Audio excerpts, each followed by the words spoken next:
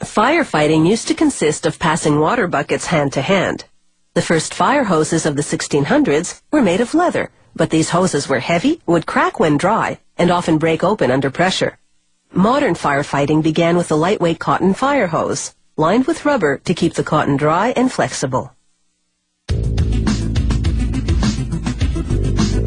Fire hoses come in a range of sizes to fulfill a range of functions, from small lightweight ones for fighting forest fires to large heavy-duty hoses for industrial fires.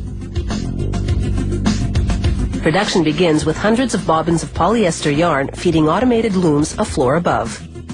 A series of spring rods keep the yarns under uniform tension. This is essential to create a tight weave.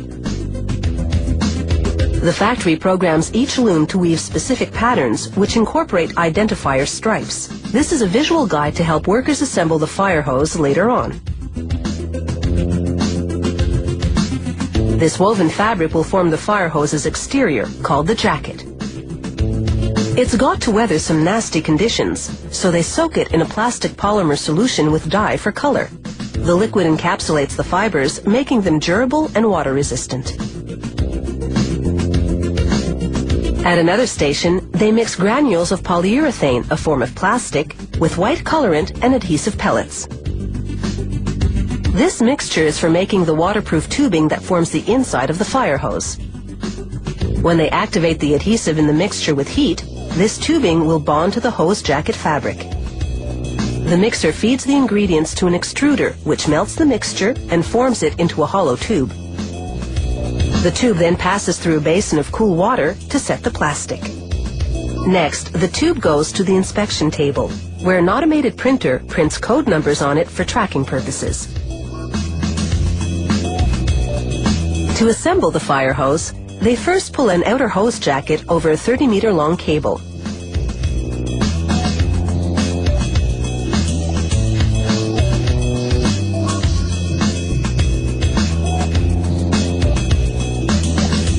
Then, with another cable, they feed a second untreated hose jacket inside the first one.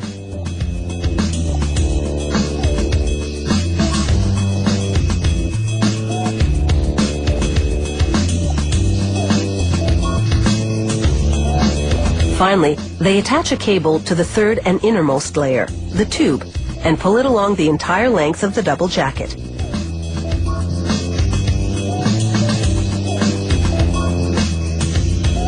Once it's all the way through, they trim both ends. The three layers, outer jacket, inner jacket, and tube, are now ready to become one. They begin the fusing process by clamping one end of the assembled hose to a steam nozzle. As the clamp holds the hose steady, the nozzle blasts pressurized steam into the tube. At the same time, it moves backward, pulling out any kinks. The hot steam melts the adhesive in the tube material, and it penetrates the inner jacket around it. Once everything's perfectly straight, they pump in cold air to solidify the adhesive. This permanently bonds the layers.